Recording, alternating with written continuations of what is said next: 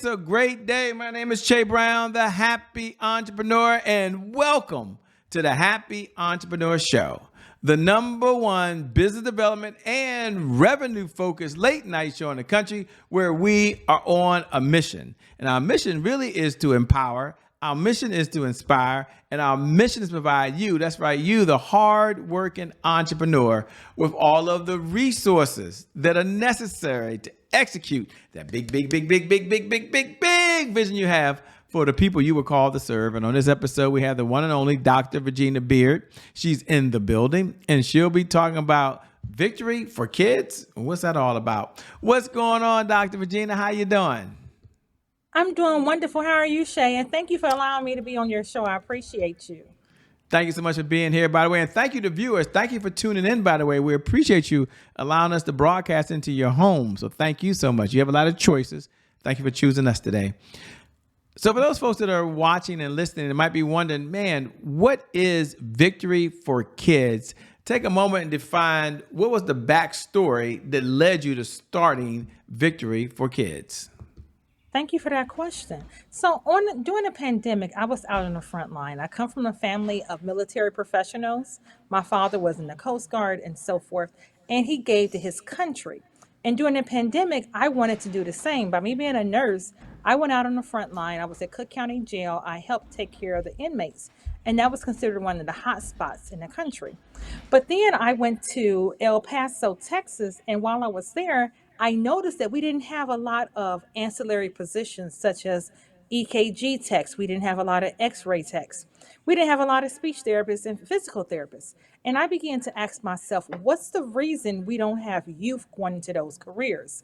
And what I realized was the youth don't know enough about those positions to make an informed decision. They say, I don't want to go into healthcare, but what they're really saying is, I don't want to be a nurse, I don't want to be a doctor, or I don't want to be a CNA. But what about the other 20 plus healthcare careers out there? Are they saying no to it? How can they say no to something they don't know about it? So that led us to form what's called Victory for Kids. We formed that in 2022. And since then, we have inspired over 12,000 students. So we have made a tremendous impact. And as we get started, you told a little bit about the backstory about you getting in from your family and so forth. But when you got started, how was it working with the parents, getting them involved? So that's a great question. We actually got the schools involved first. So we actually started off with our very first expo is the Youth Healthcare Career Expo. We go in Lake Porter, LaPorte County, St. Joseph County, Allen County. All of these are in Indiana. And we just did our first one in Cook County. And we were able to get the CTE directors to come on board and support the vision, which allowed us to expand, I think, at a larger rate. What do you say to the parent that's watching right now? And we'll get a little bit, ladies and gentlemen, about the different type of health cares and what you recommend. What do you say to the parent that's watching right now? And is there a difference between their son being a part of this or their daughter being a part of this who might be in middle school? Is it a male or female dominated area? Can you take a moment and talk to that parent that says, wow, I mean, I've got two. Can they both be a part of this? Or is it more for boys than it is for girls? I think it's for both. I think you should encourage your son and your daughter or your daughter to pursue healthcare careers. It's in one area during the pandemic that we're still open, we're still working, still making a great living. You know, nurses, we have positions up to $125 an hour as nurses. For respiratory therapists, they was up to $125 per hour. So I would say sex doesn't matter. I think that's one of the biggest myths that we need to get over is that we need to encourage all youth to pursue healthcare careers. Now, once the kids go through the program, do you follow back up with them when they get out of high school to help them get to that next level? Or are you just basically, are you doing the introductory part to them right now? So we actually do both. We actually give out scholarships. We give out $1,000 scholarship. We just gave out a little bit over $15,000 within the last month to the youth that's in high school and getting ready to transition to pursuing a healthcare career in college. We gave them $1,000 each, so for 15 people. Wow, that's pretty cool, by the way. Where did this passion come from of you just wanting to serve? To be honest with you, I wasn't raised like this, which is what I think is kind of weird. I really wasn't raised to have a servant's heart. It's something that my apostle Joanne Long instilled in me, and it has now carried over into my current church. But I do enjoy it. I think that I have become the adult that I needed as a child. My father wanted me to become a nurse. And when I think back, I'm like, is it because all he knew was nursing? Or was it because he saw something in me and he said, you should become a nurse? So I think because of that, it's a zeal for me to give back on a larger level to make sure the children know that they have an option. And also the parents. I have plenty of parents and grandparents that reach out to me all the time by email asking, can you help encourage my child?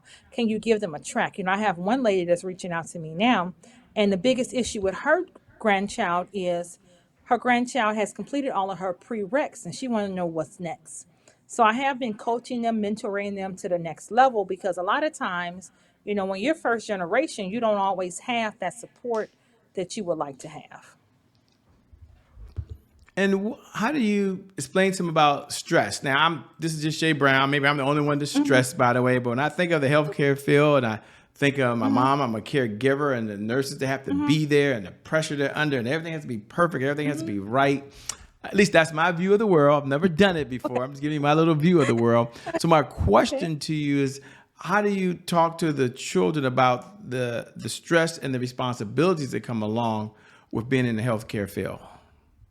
That's a really great question. We actually approach it from a holistic viewpoint, and we discuss with them that yes, we know it's real. However, you also have the power in your head to overcome it. And I think that's the best way of saying it because we acknowledge the feeling. However, what can you do to have a different perspective? And that's always our question because you will have burnout. I took care of my father for the last year of his life, and it was very stressful. He was a military man, so he liked things a certain way. And to have to care for a loved one, it's not easy, which is the reason we started Victory at Home, which is a different company. But it's not easy caring for people, whether or not you're a professional and you've been doing it for 100 years, or whether or not you're a youth and looking to get into it. You have to have a way of dealing with your stress. And I always ask that question in my classes with my youth. How do you handle stress? And if they don't have a way, we do our best to find a different way for them to handle it. Yeah, I know that's to be very challenging. I guess it's stressful no matter what they do, right? No It matter what is. career, no career is stress-free, is it? And we do push coping mechanisms. I think that that's one of the things that we don't push enough of in the world right now. So a lot of our focus for our after school tutoring program we do with the school city of Hobart, we focus on learning, but also coping mechanisms. We have to make sure our children can survive. We have to make sure our children don't break under pressure, and that's really important. I think we instill that to our youth at a young age. And for those folks that don't know, what is a coping mechanism? Just so we can all be on the same page. And what's your definition of coping mechanism? To keep it simple, mechanism that you rely on when you're going through something. You have some kids, they don't know how to handle stress. So my question is, when you're being bullied, how do you respond? Do you lash back out? Do you go inside yourself? How do you respond? What's a healthy way? And you have to have those mechanisms that keep you sane, or should I say help you to cope when stress is happening. I like that. Cope when stress is happening. Because if they don't do that, then they find themselves in a whole different area. Like it, by Correct. the way. When folks are going through and applying to be part of Victory for Kids, to be in the program, are there certain requirements they have? Do they have to turn in an application? Do they go through an interview process? What does that process look like?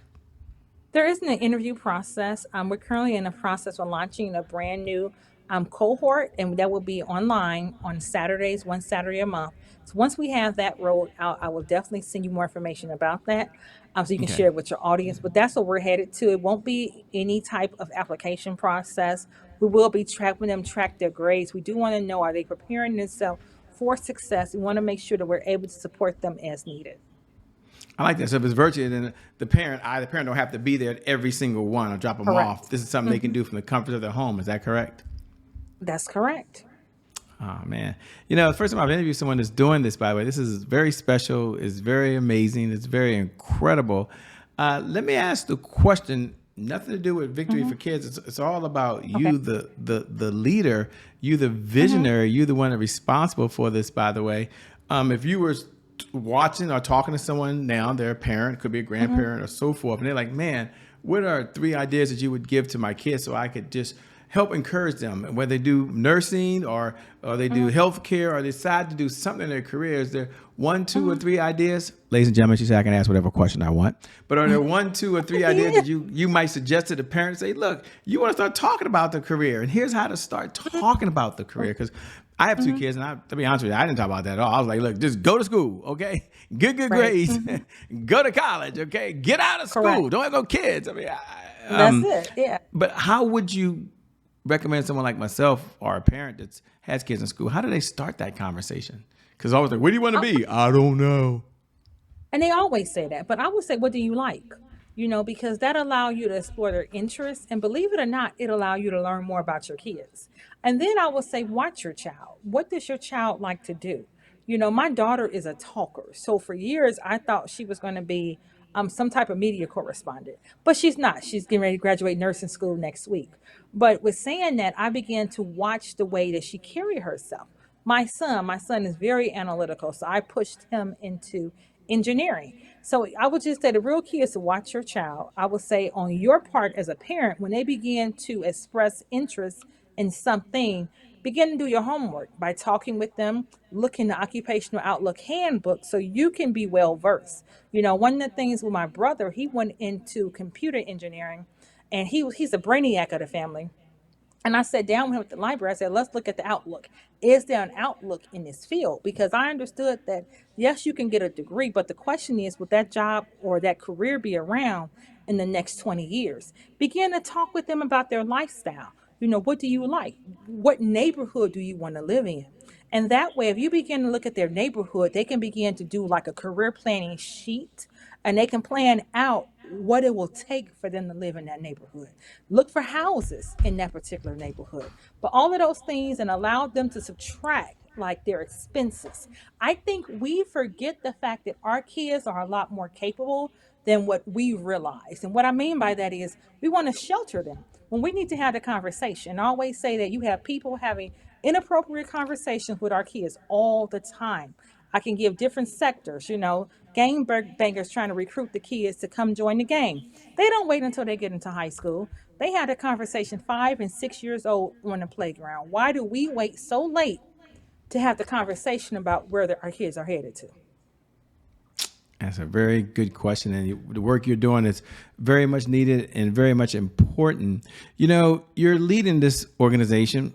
You're leading the kids. You are a leader. And I guess my question is, when you think of leading and helping other folks, when you think of the term leadership and being a leader, what does that mean to you? What does that look like? It sounds like you kind of self-selected yourself into this, by the way, by your calling. And I guess the question is leadership. What's your definition of a leader, and what's most important in a leader? And I want all know that watching at home as a parent, you're a leader of one before you're a leader of many. So I'm just curious. For one, it's someone that serves. I believe a leader serves more than anything. And even though I'm the founder of this organization, I'm serving my community. And I think the other thing that a leader does is they always think about the succession plan. Who's coming behind them? How can I inspire and encourage the next generation? And if you're not inspiring anyone, if you're not giving back to your community, are you really leading? And that's my question. I like that. Are you really giving back? Are you really leading? With that being said, as we come down the home stretch, when you're not out helping the kids, you're not out serving the world, you're not out starting all these multiple businesses under Victory for Kids, by the way, what do you do for fun? I like that question. I enjoy traveling. I love to travel. We're going to Italy this year in December for Christmas. Last year in December, we went to Spain, Barcelona, Madrid, and Portugal. So we had an amazing time. I love to travel. That's what I do in my downtime. We're going to Jamaica in 2 weeks. I'm trying to plan a trip to Puerto Rico 2 weeks following that. But I enjoy traveling. I shut down all my devices and I enjoy myself. I enjoy my life. Wow. I guess we should start crying for you. You work hard, you get a chance to relax hard. That's Yes. kind of amazing. Yeah. Well, let me say, for those folks that want to contact you at Victory for Kids, what's the website or how should they do that? Okay, great question. My email address is info, info, at victory, the number 4, kids with a Z.net. Info, the number 4, kids, KIDZ.net. And please contact me there by any type of emails, any type of correspondence. Our website is www.victory, the number 4, kids.net. www.victory, the number 4, kids, KIDZ.net. Let me say thank you so much for being on the Happy Entrepreneur Show. We appreciate it. All that you're doing for the kids today and all the future kids to come. The medical profession needs you and we need you as well. So thank you. Keep doing what you're doing. Thank you. And thank you to viewers. Thank you for tuning in, by the way. We appreciate it. Without you, we don't have a show. And I never get tired of reminding you every night at 11 p.m. Eastern Standard Time that you're amazing, that you're incredible, and no matter what's going on in your life, I believe your best is yet to come. Your best is yet to come. Your best is yet to come. With that being said, my name is Shay Brown, the Happy Entrepreneur. We out. Peace, everybody. Bye. See you on the other side. Bye-bye.